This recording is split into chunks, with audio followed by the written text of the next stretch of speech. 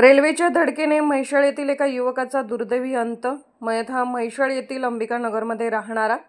दिनांक 10 रोजी रात्री 10:45च्या सुमारास मिरज ग्रामीण पोलीस स्टेशनमधून स्पेशल रेस्क्यू फोर्सला माहिती मिळाली की विजयनगर म्हैसाळ येथे रेल्वे फाटकजवळ एक व्यक्ती रेल्वे अपघातात मयत झाला असून मयत व्यक्तीचे नाव प्रवीण चंद्रकांत भंडारे, वय वर्ष 35, राहणार अंबिकानगर म्हैसाळ येथील रहिवासी असून रेल्वे अपघातात मयत मिरज ग्रामीण पोलीस स्टेशन हद्दीमध्ये प्राथमिक माहिती अशी मिळते की तो रेल्वेच्या समोर जाऊन बसला होता, अशी माहिती रेल्वे लाईनमन यांनी आरपीएफ पोलिसांना दिली होती. आरपीएफ पोलिसांनी मिरज ग्रामीण पोलीस स्टेशनला माहिती दिली असता घटनास्थळी मिरज ग्रामीण पोलीस स्टेशनचे कर्मचारी, अधिकारी व स्पेशल रेस्क्यू फोर्सचे जवान घटनास्थळी हजर होते. घटनेची माहिती घेऊन घटनेचा पंचनामा करून मृतदेह मिरज शासकीय रुग्णालयात पाठवण्यात आला.